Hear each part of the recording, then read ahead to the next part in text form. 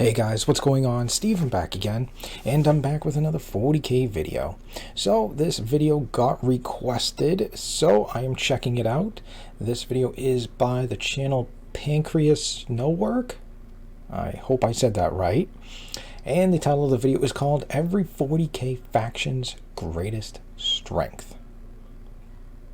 Sounds really cool. Alright, so let's check out the video. Here we go.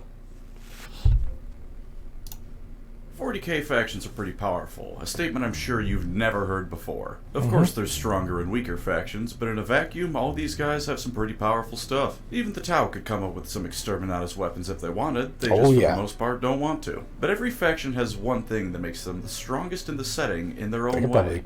Some of them are pretty obvious. You can probably guess what Khorne does real good. But some of them might surprise you. Will the surprise be because you think I'm a complete moron for picking what I did as a faction's strongest ability and you can't believe I'm that dumb?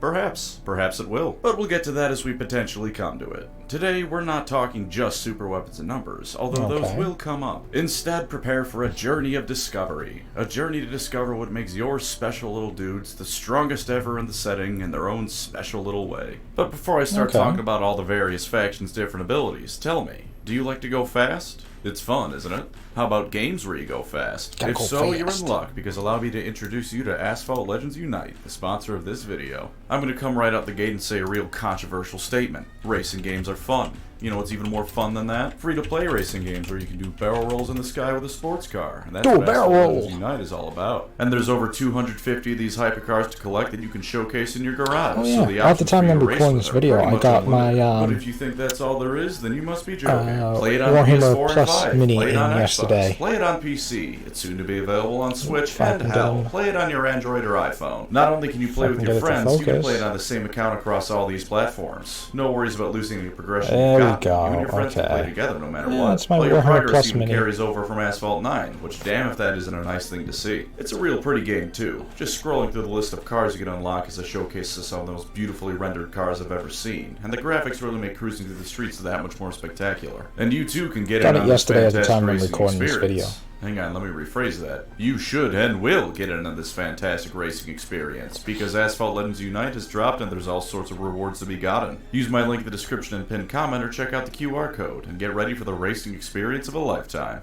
Now then, let's see what makes your army go above and beyond the rest. We shall do Imperium first, as is tradition. Not out of favoritism here, but so I can get it out of the way and talk about the Eldar unabated later. We'll even start with the Space Marines, because every now and then, even I have to admit they're cool. The Space Marines, of course, have a lot going for them, as is fitting for the favorite child. Their armor is the bestest, their weapons are the bestest, because they are the Emperor's specialist boys, and they shall know no fear. I guess you could say the Custodians have the bestest armor and the bestest weapons. It's not even any individual chapter's specialties and strengths, like the Blood Angel's Fury, or the Imperial Fist's endurance and engineering. No, the most vital aspect of the Space Marines' power comes from what I'm going to say is their conditioning.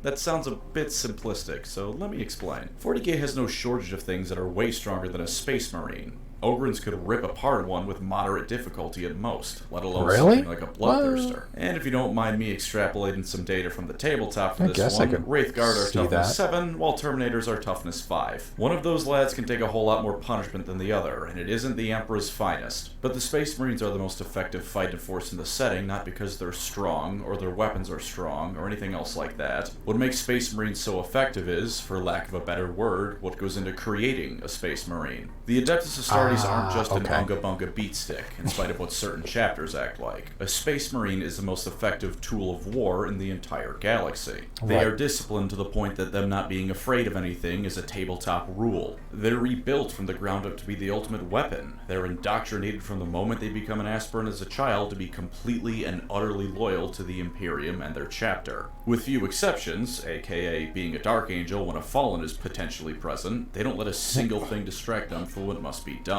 Their augmentations mean that they can survive the most brutal of environments that individuals stronger than them can't. They can basically eat nothing but tree bark and be able to survive off of that, so efficiently are they built. Their conditioning and indoctrination means that with few exceptions, loyalty is all but assured these days. Any individual chapter's strengths don't serve as add-ons to their potency as weapons, they enhance it. The Blood Angels rip and tear like no one's business. The Black Templars are the righteous fury of the Emperor. The Ultramarines are the planning and doctrine of the Imperial war machine, being made manifest The Blue into a nice Boys. blue and gold package. Space Marines aren't the best because they have the greatest weapons. They're the best because they are a weapon. Every single chapter is just a weapon crafted for a different purpose. They can go days without eating, hours without breathing, months without any sort of recreational activity or anything resembling proper rest because these indoctrinated child soldiers are mankind's ultimate weapon. This is what makes Space Marines powerful beyond all others in their own way. They're the sword of the Emperor built for his wars. Some factions may be overall stronger, while others may be more disciplined in some ways, but in terms of everything each coming chapter is going together, to have their there's pros nothing and compared cons. to the Good at Adeptus this, Astartes. bad at that. I have said some very nice things about Space Marines here, so don't expect that to return for some time. Moving on throughout the Imperium, the Sisters of Battle. This one is no surprise, it's their faith. For all I said about the loyalty of the Space Marines a few seconds ago, it has and can falter. But the Sisters, what, they've had like 3 cases of them falling to chaos I can think of off the top of my head? One of them was Muriel Sabathiel, who did just straight up fall to chaos. Another was that newer event with Angron, where a bunch of them and others fell, and that was some pretty direct intervention from Khorne to cause it, so I'm not going to fault them for it. And the third was an Caiaphas Cain novel. Spoiler alert, by the way, you have about 5 seconds to skip ahead 15 seconds. Quick, I'm about to spoil something, here it comes. This one wasn't even falling to chaos. It was mind control forcing them to work for chaos. The moment the mind control ended, they killed themselves out of shame for what they did under it. The Adepta Sororitas' faith is unbreaking. They can change reality itself through the sheer belief they have in the Emperor of Mankind, which is so potent an ability it's a tabletop mechanic. There is nothing, and I truly mean nothing, that can make the Sisters of Battle as a whole break. If things are going well, then the Emperor has clearly blessed them for their actions. Better continue the crusade so he will continue to bless us. If things are going poorly, then they have failed in their righteousness. Best to continue the crusade so they can regain his love and support. Pretty much every other faction within 40k will experience some measure of doubt. Guardsmen are only human, they falter all the time. Space Marines are ultimately the same, no matter how hard they pretend otherwise. With the Sisters of Battle, conviction doesn't even begin to describe what they have. They will never give up on their cause, because to them there is no questioning what is wrong and what is right. There's only what the Emperor demands, and what he demands is nothing short of their very lives. Following that act, we have the Mechanicus. The Mechanicus took me some thought to come up with their best trait, but if I had to pick one thing they have as their ultimate ability, it's going to be a rather boring but practical one. Industry. The Mechanicus has a completely unrivaled ability to pump out the materials of war needed in this setting. They arm the Imperium. It isn't them and a couple other groups, it's the Mechanicus and the Mechanicus alone that keeps the Imperial war machine going. And then just to top it off, they arm themselves even better than they arm the Imperium. I understand this isn't a terribly interesting thing at first glance, like all the other, but if you like, think this isn't a worthwhile thing hive to brag planets about, and stuff then I like beg that, of what do you to those people research like work the on? Lend-Lease program. As it turns out, when you can bankroll everyone else and pump out a warship in less than 2 months, you can pretty effectively win wars. Without the Mechanicus, there is no Imperium. Every other faction within it has no weapons with which to wage war. The Navy would have no ships, the Guard no tanks, the Space Marines no dreadnoughts, were it not for the support of the tech priests of Mars. And this industry, as decayed and rotted as it is, like everything within the Imperium, hasn't faltered for 10,000 years. Battleships are churned out, lasguns produced without fault, because while the Mechanicus is a shadow of the Dark Age of technology, that shadow looms over the entire galaxy. They're surpassed by the Eldar and Necrons in terms of technological ability. They're surpassed by the Tau in what they build on average. Hell, they're surpassed by the Orcs in what they can create on a moment's notice. But the Forge Worlds across the galaxy create weapons of war that are good enough to take on all of the horrors of the 41st millennium. And quite frankly, good enough is all you need. I'll cover most of the other Imperial factions you can find on the tabletop in a moment, but for the last specific look at the Imperium, the Guard. Many of you might say the Guard's biggest strength is its numbers, and I can't deny that it's certainly up there. The ability to send millions of soldiers to their deaths as a rounding error is certainly powerful, I have to admit. But honestly, I think the biggest strength of the Guard is its versatility. Space Marine chapters tend to have one single great strength, and everything else can become sort of secondary. Unless they're the Ultramarines, but even that can be argued to mean them focusing on everything means they aren't particularly good at anything. As much as the Raven Guard can wage a war of attrition, you really don't want them doing that. And ignoring outliers like the Last Wall Protocol or the Unforgiven, there isn't really a unified chain of command across chapters. The Black Templars can't just demand another chapter more suited to their current situation to come help them out. The Guard, meanwhile, can call upon regiments for any occasion. Fighting in an ice world? Call in the Valhallans, they'll have things wrapped up in no time. Jungle world? Get the Catechans, they'll have the enemy's head on a pike before it's time for dinner. War of attrition? Kriegers are going to choke the enemy in their corpses. Desert or hidden run warfare? The Talarn Desert Raiders will jump the enemy and be gone before they even know what hit them. They got units good on every type of situation. Well, you can never go wrong with the Cadians. There is no situation that the Guard can't supply an answer to, even beyond Space Marines, I would argue. Because while a Space Marine is undoubtedly superior to a Guardsman, sometimes one perfect weapon. Need some tanks? Got that. Need some Sometimes planes? you need 1,000 Got that. adequate weapons. More than that, Need actually, cannon fodder? because Got Space plenty Marines of tend that. to be capped out at 1,000 per group, whereas Guardsmen are a dime a dozen. If anything, a dime a dozen is vastly overestimating the worth of your average Guardsman. The Imperial Guard can choke you in numbers, sure, I'm not going to deny that, but the Guard can more than that choke you in numbers with the exact type of soldier needed for the battle at hand. You don't just face one Katakan warrior, one Krieger shovelhead, one Elysian drop trooper. You face them in the tens of thousands, all trained specifically for the scenario they're being thrown at en masse. That strength indeed is also what I'd say the Imperium at large is. If they need an elite strike force, they have the Space Marines, Custodians, or Grey Knights. If they need a problem to be drowned in bodies, they have the Guard. If they need the loyalty of whoever is involved to remain firm, they have the Sisters. And if they need war machines that can shake the ground beneath them with every step, they have the Imperial Knights and the Titan Legions. Once again, good enough is good enough. The Imperium of Man rarely, if ever, has the best solution to a problem. But what it does have is an incredible number of adequate solutions to beat you over the head with. Space Marines aren't subtle. The Guard isn't elegant. The Sisters of Battle, in spite of what fan art may make you think, aren't pretty when they go to war. Rather hard to be when you're covered in blood and guts. But by God, they're all good enough for the job at hand. And if they aren't, well, the Imperium can always find something that is at a moment's notice. And if it takes 100 years for them to find that good enough, well, that's just what a moment's notice is for a 10,000-year-old empire. I've filleted the Imperium long enough, so now it's time to suck off the Eldar. And we'll do this one in reverse, in a sense. You know what the single greatest strength of the Eldar is as a race? The Webway, easily. Here's a thought experiment. Let's say the Imperium gets its dream scenario. Them versus just the Eldar. No one else is involved. A racial 1v1, mankind versus the dying race of the Eldar. Okay. You know what that would look like? It would look like the Imperium wasting trillions on craft worlds and forcing an entryway into Kamara that isn't worth it, because the moment they break through, they find all those places are completely deserted, filled with automatic, unmanned defenses. And then, just as the realization sets in, across the entire galaxy, small forces of Eldar appear on almost every single Imperial world. They have a superweapon, a squad, and one single objective: to make sure that mankind doesn't live to regret crossing who truly rules the galaxy.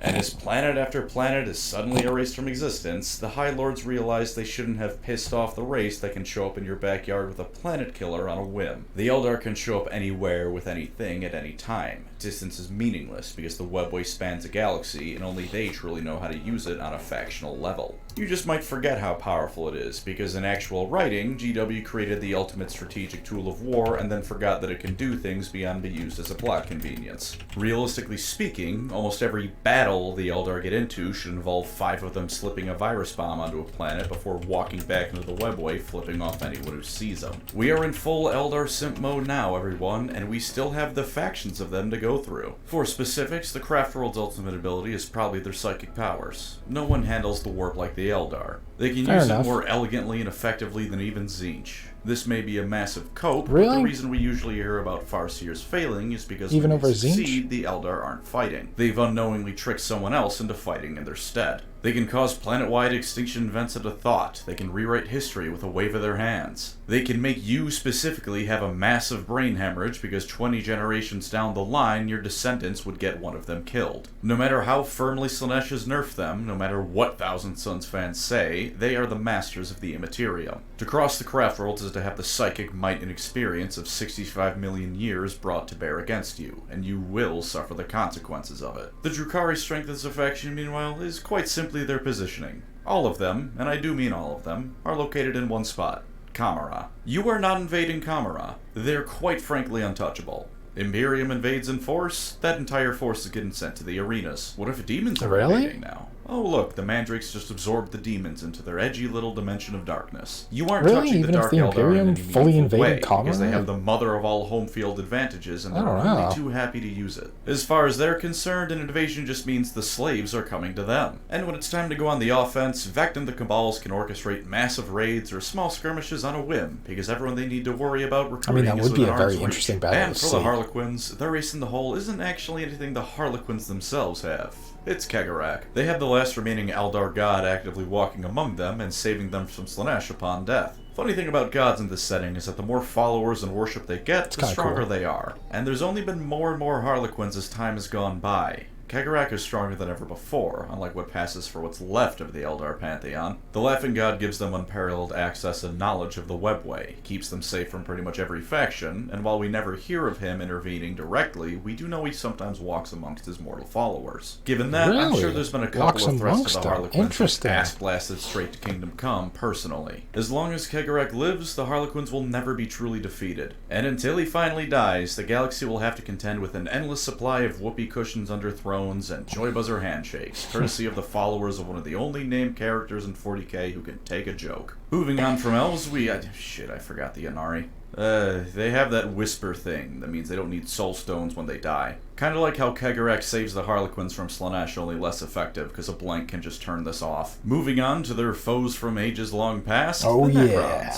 They're There we definitely go. one of the more simple factions to figure it out because it's their technology. Plain and simple. Mm-hmm. Whatever the technological ceiling of 40k is, they're either at it or the closest to it. They've got 100% effective time traveling that doesn't involve the warp. They've got living metal that means it's almost impossible to actually kill one of them. They have the ability to shatter not only their own gods, but chaos itself. These are some of the things the Necrons can do with their tech, and that's just scratching the surface. It may seem like I'm giving them not enough credit, given how short this section is going to be, and because this is something that can be theoretically attained by other factions, but given the nature of this setting, they can coast off of this pretty much forever. The Imperium and Mechanicus are never going to catch up to them in technology. The Eldar and Orcs were once upon able to match them in their own ways, but Slaanesh limits the Eldar true psychic might, and the Orcs are no longer Krorks. Tabletop rules True. and author favoritism tend to make it not seem as extreme as it is, but the Necrons are like an awakened empire from Stellaris. Sure, the entire galaxy coming together to stop them probably can, but Necrons are any probably my individual second favorite faction. No way in hell. On the topic of one of those other fellows I mentioned, though, how about the Orcs? It was a bit of a hard choice for me between their sheer tenacity, their wacky technological BS, and how they get stronger the more they fight, but out of those three, I'm choosing to go with just how unbelievably hard they are to get rid of. The thing about 40k is that even as Orcs get bigger and bigger, there's almost always something that can handle them. If a regular Space Marine can't handle an Orc, get a Terminator.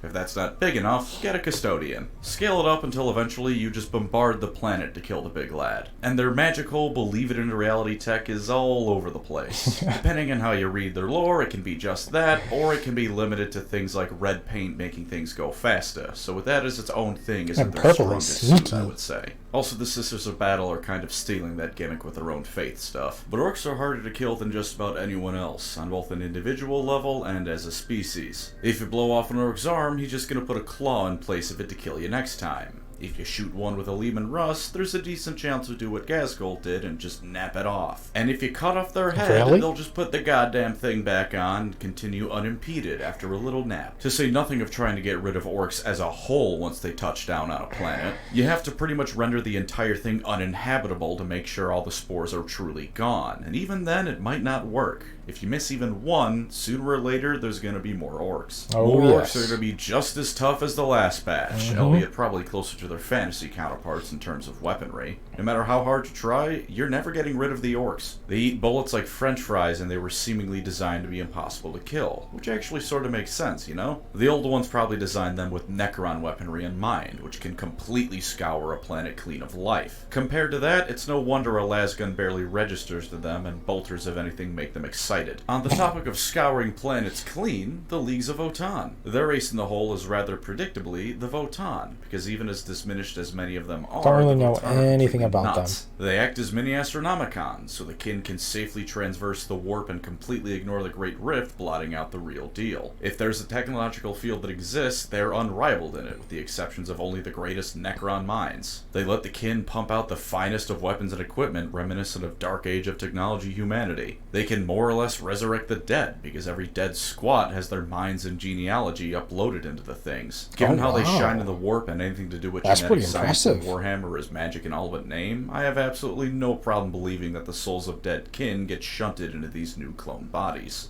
Even if not, you can recreate their memories and personalities anew, so as far as is practically concerned, it's the same kin, be it Space Dwarf or Space Dwarf Robot. It's no wonder the Leagues of Votann worship them and indeed are so desperate to keep them going as they finally start to decay. If you asked one of these things to find a way to make the supermassive black hole in the galaxy detonate, it could probably give you a way after enough time. The Votann are beyond the Mechanicus entirely, and perhaps your average Necron whatever-mancer, and the Leagues are all too happy to use what they create against you. Now on to what used to be the most prominent technological faction besides the Necrons, the Tau. You might roll your eyes at this, but you know what their best trait is? Their ultimate trick to make them stand taller than anyone else? It isn't their technological dynamism and how they're on average better equipped than most other factions. It isn't how their small size and advanced tech make the effort required to take them out well beyond what you'd get out of it. Nope. Even with all the grim darkening of their society and the ethereals, their ultimate strength is that they still have the knowledge of how to say please and thank you. Something I tend to notice with a lot of Tau lore blurbs in regard to them invading Imperial worlds is that they tend to gain those worlds in their entirety. That's the most brain-dead obvious statement, so let me expand on that.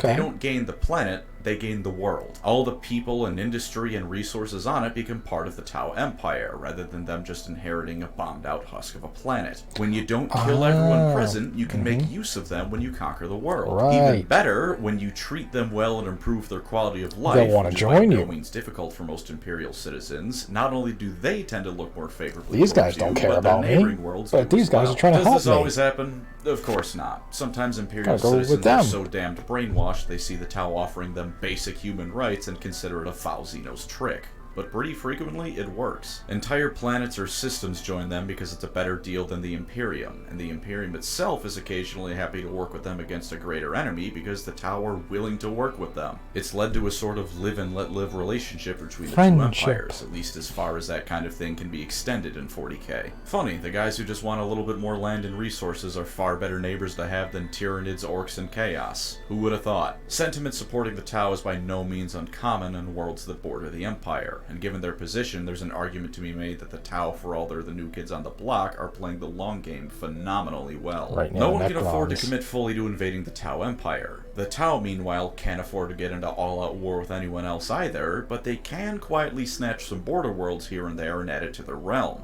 Give it a few 100 or 1,000 years of that, and the Tau may reach a point where they're not just around because it's too costly to wipe them out, they're around because no one's going to be able to wipe them out anymore. Just slowly adding industrious and prosperous worlds to their empire that, unlike everyone else who takes land in this setting, they don't need to rebuild from the ground up. And if all that sounds too noble, bright, and happy for you, just picture them as a slightly less dickish Covenant instead of the Star Trek Federation. Both their ideologies even have the word great in the title. It fits. Almost done to wrap off the Xenos, and I'll even be polite to the Genestealer cults and make them separate from the Tyranids. The cult's greatest strength is that they can just straight up hide in plain sight on 99% of worlds. Once enough generations of Genestealers have passed, they make a hybrid almost completely indistinguishable from a human being without extensive genetic testing. Spoiler alert, most Hive-Worlders do not have access to extensive genetic testing. Even beyond that, with how prevalent mutants, abhumans, and just plain fugly people are in the Underhives, some of the generations before that one can blend in reasonably well if needed too. On a world with a Genestealer cult present, even if you know it's there, you can never be too sure who is and isn't a Genestealer. Could be half the command force of the PDF are Genestealers. Could be half the PDF are Genestealers. Could be the whole for all you know, you could be the only person in a position of power on a planet that isn't part of the cult. Then the Hive fleets come close, the signal is given, and the entire planet erupts into chaos as the Star Gods are given the welcoming of a lifetime. And even if you should defeat them, you only need one of these bastards escaping to start the whole process anew. For the Tyranids as a whole, it's undoubtedly the synapse connections they have and the Hive Mind's ability to control the entire swarm at once. This is going to sound rather boring, much like the Mechanicus in their industry, but that is a strategic and tactical ability completely unrivaled. There's no confusion on who's going to what objective, or who's shooting which target. There is no arguments between command staff over what the campaign is focused on. There's only the hive mind directing countless bugs wherever they're required.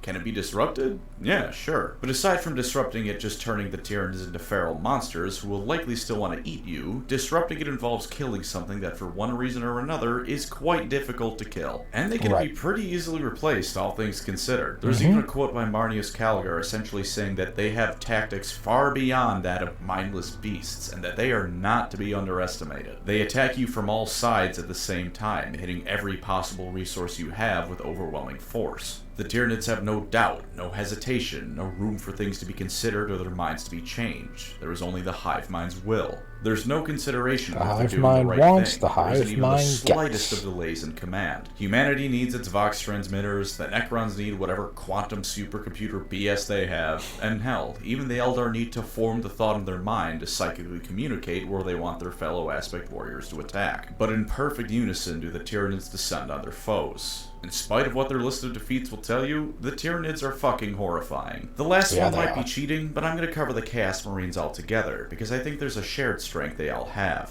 First up though, demons. The ultimate power of the demons, from Slaanesh to Khorne to Tzeentch to Nurgle, is simply that they feed and grow in numbers from emotions. Go back to what I said about the orcs earlier. There will always be a weapon that can kill a bloodthirster, or multiple good enough weapons. Like, oh no, Kabanda or Skarbrand or Sharlaxi Hellbane showed up. Whatever will I do? And then the guard officer saying this calmly signals for the 20 Leman Russes next to them to fire, and then no more demon. As it turns out, in the grand scheme of things, killing individual demons isn't even that hard, or at least banishing when you got 20 tanks firing at one, you feel when they first show up, or that pride in killing them, or the culmination of your plot to finally banish one.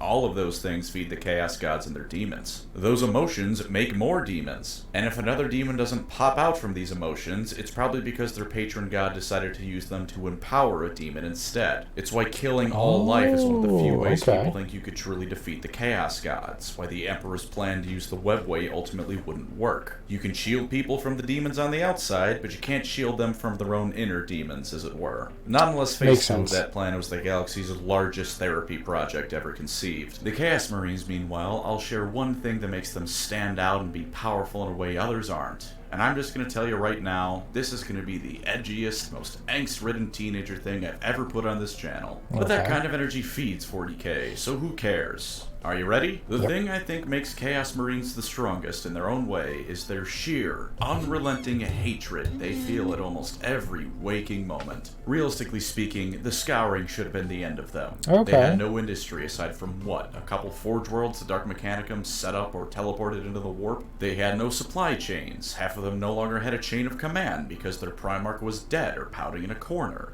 They had nothing you need to wage war. But this setting runs on belief, and like I was just saying, chaos feeds off of emotions. If enough people believe long and hard enough, you get results. And this sheer hatred has given them demonic allies and blessings. It's let their morale keep up long enough to wage war for 10,000 goddamn years against the Imperium and the rest of the galaxy at large. I would put genuine money on the fact that Chaos Marines are as successful as they are from the warp giving them power boosts or boons based on how spiteful they are against the Imperium. Sure, the best thing the Chaos Marines of each god have is whatever their special flavor of buffs their respective gods give. We're not going to debate that one. Nurgle makes his lads tanky, Slaanesh makes them speedy and freaky, Tzeentch makes them magic, and Khorne turns them into glue sniffers who get their iron by eating someone else's weapons mid-combat. But the Chaos Marines as a whole all have that hatred in common. Hatred for the Imperium, hatred for their fellow Marines of different gods, hatred for the Xenos, just hatred in general. Galaxy. Hell, hatred for themselves for falling to chaos. Plenty of the Death Guard would probably jump ship if they had the chance. They had no choice in the matter when Mortarion sold them to chaos after Typhus pulled his prank. And I'm sure if a Rubric Marine could respond to you, they'd say they're pretty pissed at their station in life. And in this setting where emotions yield tangible results, I fully believe the hatred the Chaos Space Marines feel against everything they perceived as wronging them, against the crap world they live in general, has not only kept them going, but made them stronger.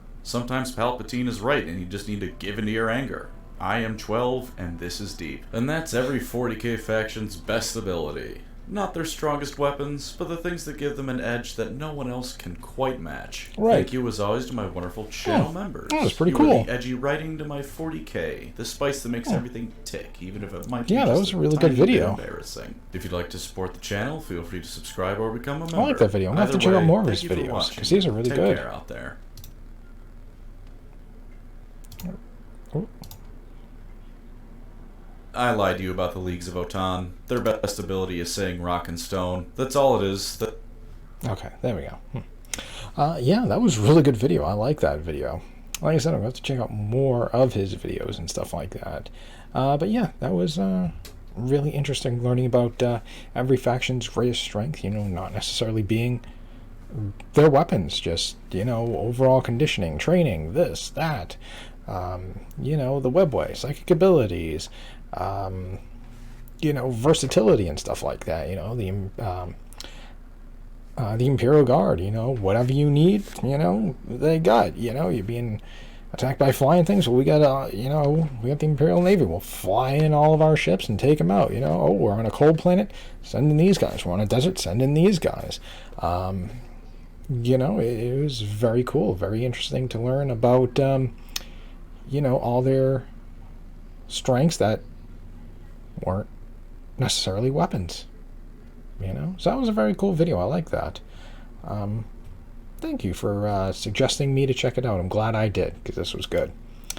But yeah, like I said, I'll check out more of his videos sometime. But anyways, there we go. There's the video. I hope you guys enjoyed it. If you did, hit that thumbs up button. That'd be awesome. Remember, feel free to subscribe to my channel. Follow me on social media. Links in the description box below.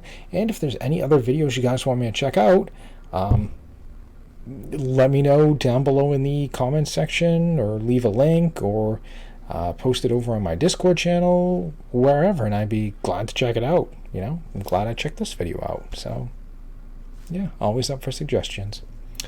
Alright, so anyways, other than that, just stick around. More videos are on the way, and I will see you guys next time.